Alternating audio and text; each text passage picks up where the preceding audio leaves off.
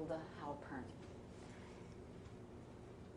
Did you have any particular function or job when you were in Auschwitz, or did your mother have any particular function or job? Well, my mother, I didn't see it since I be part at that time. I don't know anything about my mother, and I didn't even meet people who would have been able to tell me, because probably they all went to the gas chambers. So, and myself, no, I didn't have a job there. No, I didn't. Some people were forced, and sometimes they had to be very strict, because they had a barrack. From the Jewish people, if they point a finger and say you're gonna manage this barrack, she had to do, and she had to be strict and sometimes very rough, because so many people to control one person, one person control so many people. So I was sort of not looking for anything, It was just like anybody else there. And you described earlier how you were very close with one woman in Auschwitz who was... Yes, I did. Yes. Should I repeat it now? No. Okay. And when you were ready to leave Auschwitz, this woman came with you when they said that... Well, this woman was selected in this 200. Mm-hmm. Because she was practically next to me there in one of the rows. And so she was selected to go to work. And by the time we came, I don't know which bus I was, the first or second or third, so we again was made put up to go in rows. When I came there, she was sitting by the register. She was taking the names, everybody's name, so she was there also. And she was again very, very nice to me. It was certain things you needed a little help. Want me to tell you what help I needed? Right. When we were going to work, so we were going to work every day. I described you already how the condition was. We had a little bag. This is after Auschwitz and in a different camp. This is already where we were selected to go to work. Into a work camp. In work camp. So this was already in work camp. And what was the name of that camp? That was, I don't know, probably something like concentration camp, or there was a working camp. I can't recall what the name was of it. It was just made for 200 people. 200 people were selected, and we arrived there. And I was sent to work with other people. And I don't think I told you that it was winter time. And we went to work. We had to get up very early in the morning. It was still dark, and we had to carry our, this bag with the bowl, soup bowl. And I didn't have regular shoes. We had some winter clothing, they took off from the dead people, before everybody got undressed. They took away the civil clothing, and they put us on rags. But over there, they brought probably from Auschwitz some clothing. So I had a coat, and I was very handy. I turned it around from the inside out, and I did it over. I didn't have a scissor, I didn't have thread. Somebody gave me a needle, and not particularly this coat. I don't remember when I got the coat, or what if I did it, but I got a little two-piece dress. It was tweed at the top, navy, and it was the skirt was solid navy. and the top was very worn already, faded, you know. So I took it apart, and I got from somebody a needle, and I turned it around and made it to fit. And it became a nice little suit. Also the skirt I turned.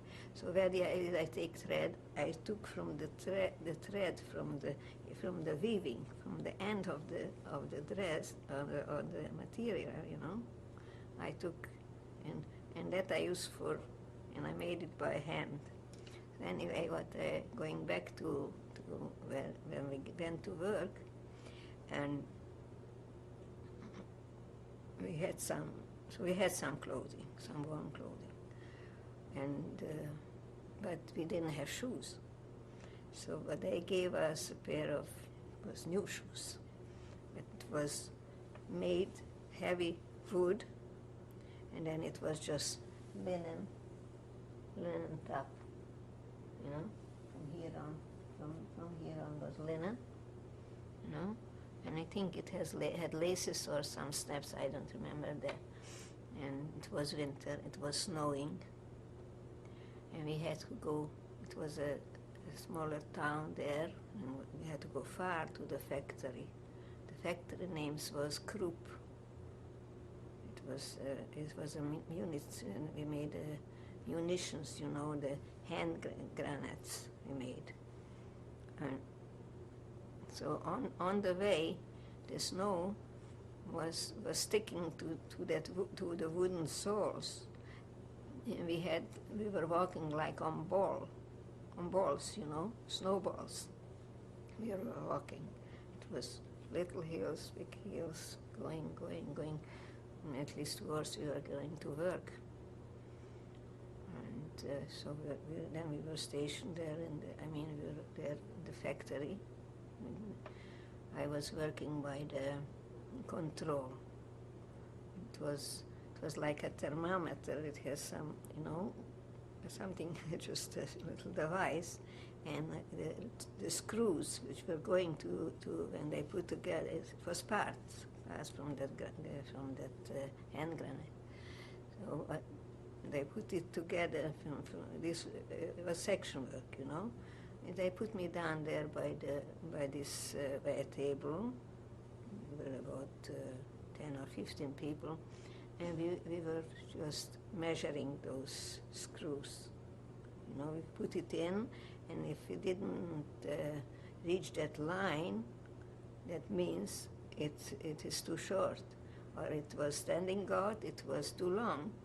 So we put it in different boxes. We were working there for a while. And then it came the director from the factory. Yes, this is continuing to tell you how I got help from this lady who was like my mother, who was good to me and I was good to her. That he came in, the manager, whatever he was, in that section. He came and he see me, a young, healthy girl, is sitting by work, which is so easy, you know. So he said, "What are you doing here?" I say, "I was put here, that's all." I mean, you couldn't say much, because right away they were looking for something. You should just say something what's not right, you know. They put you aside right away. So he took me from there and put me down in the basement to work. He took me to a machine which had maybe 20 buttons, and fire was spraying. I was spraying from it. Anyway, when they were cleaning those it was a raw piece of iron, and they had to make the form for the butter. And there was the pulver and everything in that little basement, you know. And from these shoes, what I was walking, I got varicose veins, you know, and my feet were swelling, you know. And I knew I wouldn't be able to survive there, because a lot of people whom I had to replace was already very sick. They all got long sickness and all kind of sicknesses. And they get sometimes you maybe you still can see it, or it was corrected. Some women have a black spot or a green spot or something, a spot on the face or on the body, because it was going into the body. And I felt that this is the end of me, and I won't be able to go through. And then I told her that I came home one day and I told her, her name was Lily. And I told her, Lily, I have varicose veins and it's my Excuse me, I'm going out to the... Okay, just go gesundheit. And thank you for coming over. Thanks. So I was telling her, look, my feet are swelling. She said, what can I do for you? She was thinking for a while. She said, you know what?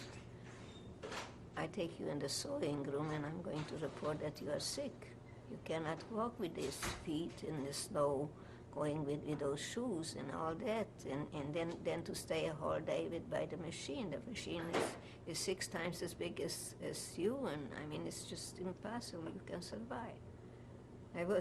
She said, I know that you are sick, and so she put me in the sewing room. They were making their dresses for the ladies, for this German ladies, the Gestapo, who were watching over us. And I knew a little sewing from home. My mother used to make for me dresses, and I was watching her, and then I went to a little for a while in a course. I know a little sewing. So I was helpful there. It was needed also. And then one day, it came one day, and she said, today you have to go to work. I said, why? She said, because they come and take the sick people. And if I am reported sick, then I'm useless. Go, they will shoot me. Okay, so she said, but I took care of it already, she said. I spoke to the lady. So one of these ladies, Gestapo ladies were carrying us, and by the door there was another lady who was counting us. So she gave a letter for that lady who we were making dresses, and she gave a little note, and I should give it for the lady who is taking us over. And she took a letter, and she assigned me again a sitting place. So I was saved by that otherwise I wouldn't be able to go through. And that's a favor she did, and she did favors for them, so they were, sort of getting along with us, because we did a lot of good things for them. We made them beautiful dresses and gifts. Gifts we didn't have, but we made up gifts. When it came, it was Christmas in between, yes. We made them all kind of things, pocketbooks, and we were, though it was a room assigned for that, and it was sewing room, so I helped out there, and that was a big favor. I'm very sorry that we went apart when we were liberated. Everybody was going wherever they could, just away from there. We were afraid to stay. I didn't. When they were coming, the Russian liberated us. When they were coming and telling us that we are free, we can go home, we were afraid to go out. So we were actually under the gates. It was around, was gates, and we had a little area outside, and we could walk a little bit, go fresh air outside. And we were afraid to go out. We stayed in the barrack. We were staying, and then it came from not far from there, it was a man's camp, boys, And they came and they started to talk to us. This is already the good times, I'm telling you, I don't, it's still many things I have to tell you, but it's just coming one, whatever it comes in my mind, try to cover. And so, yeah, so where do I stand here? So they came with a big truck, and they brought us food, and they started to talk Yiddish. Meidlich, kommt's raus, sie sind's frei, hat's nicht meure. So we picked out and see Jewish boys, So we came out from the gate, otherwise we would stay there if they wouldn't come. So it's, they got us chocolate, and cigarettes, and what not, a full truck, and they brought more, and they gave us, and that time we felt already pretty good that we are free, but we didn't know where to turn and what to do. I'm just going to back up a little bit. Okay. When did you arrive into the labor camp? When I arrived in the labor camp, I would say it was sometimes in the beginning, in August. August of 1940. 44. 44. Yes. So you were in Auschwitz for about... Yes, it was still 44, yes. Right. And so you were in Auschwitz for about... It was exactly 3 months and 1 week. I memorized it. We had no calendar or newspaper or anything, but I just counted.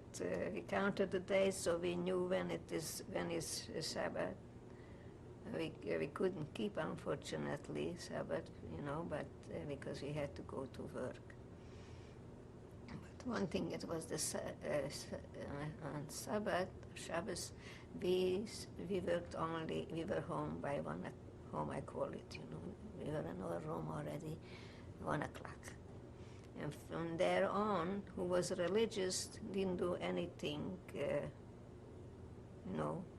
nothing what it's not allowed to do on Shabbos. We were staying around, we were talking, and we didn't have a special meal on Shabbos, but we were waiting for the meal. We had every night we had a meal. In the morning we just had little bread.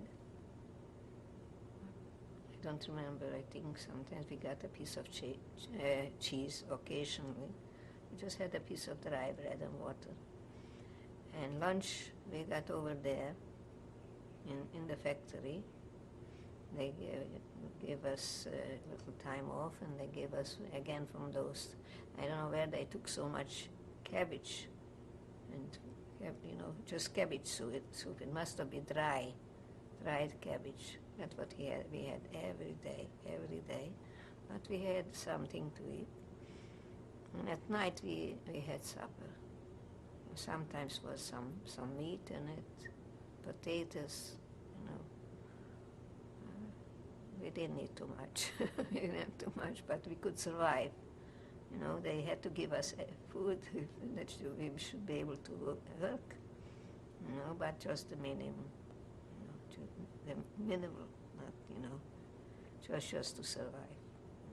One big tea, one little in a plate. So that plate, what we had that time, we brought home.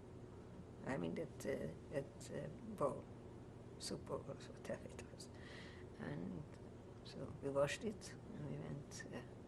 And Shabbos we didn't, in the afternoon we didn't do nothing. There were some who washed their hair. They should be, because Sunday we didn't work either. So they wanted to have the whole day. So what they used to have a whole day Sunday, where are you going to go? What are you it was nothing, no place to go. That's what they felt. So we had a little standing oven, which gave us some heat in the room, and was a straight little top, and we could warm up something, some water to wash up, and I didn't do anything. The whole week we were just washing in cold water. It was a washroom, and it was just spraying cold water, and we had a little piece of soap sometimes, one give for the other, we find it, or, I don't remember. I mean, we didn't have soap, a bar of soap, but somehow we managed to have a little soap. So we washed every morning when we got up. We had to do exercise and wash up and get dressed. It was minutes for everything. And stay in line, ready to go. But breakfast they didn't give us.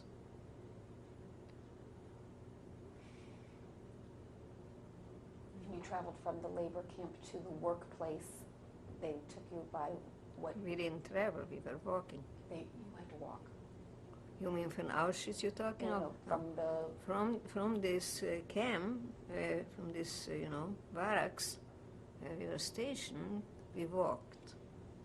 We walked on mountains. So I told you previously, we had those shoes and they had balls. What was the name of this camp?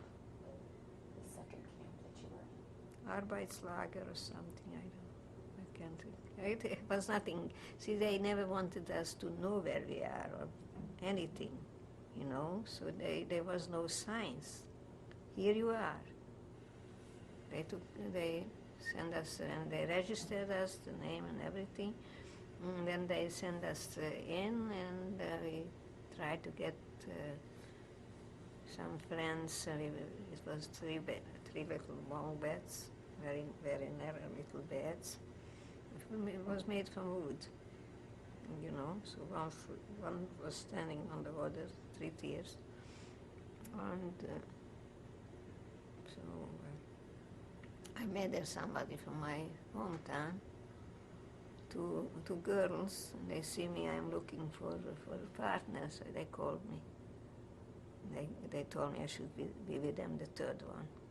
We became very good friends. Matter of fact, I met her just about 2 or 3 weeks ago. I met her once after the war in Germany, and I went to visit her. She had some place. I was just like passing by that town with my husband.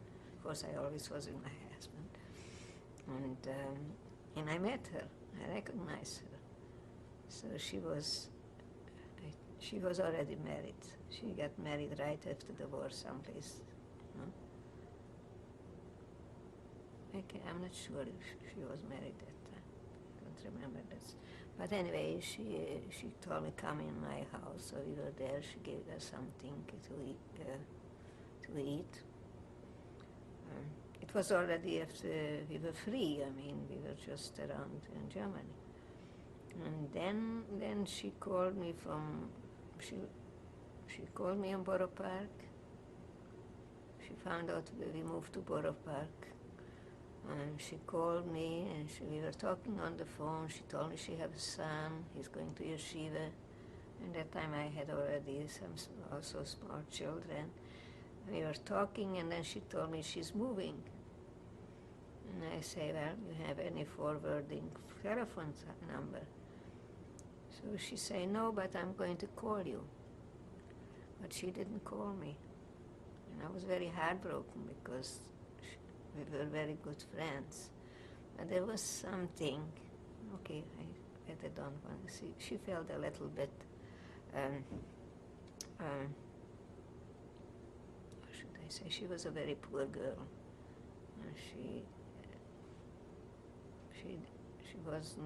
She didn't want people to recognize her, something like that. So when she went away, I wanted always to be with her, but she sort of was a little bit pulling away. And I didn't know for years where she is. I was when we were already living in normal civilized life. So I belonged to to other organizations. I was sponsor, when I was younger, was down, we were one for Bekarcholim and one for all kind of organizations. So I joined them. And I always gave a nice, how much I could the most, you know. And I was or a sponsor, or I was a hostess. I was always doing something.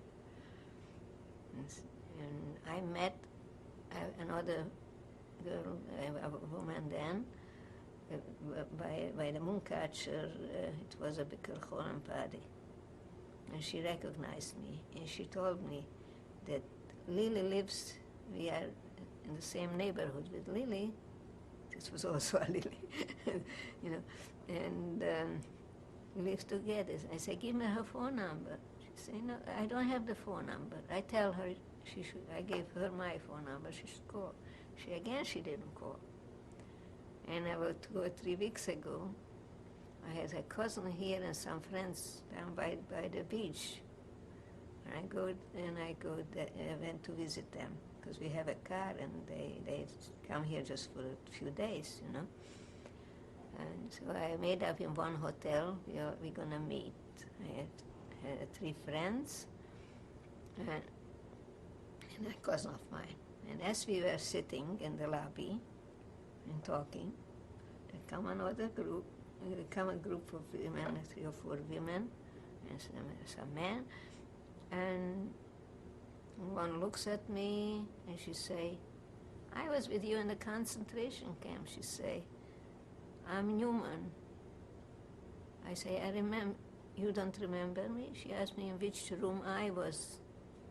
It was already in the working camp. I say, I tell you the truth, I don't remember a number or anything. So she say, that you remember, I say, I remember, it was 2 sisters, Newman girls. It was next to us. And I seen and her sister was also there. And as I was talking with them, this other friend with whom I was together in the bunk beds was also coming.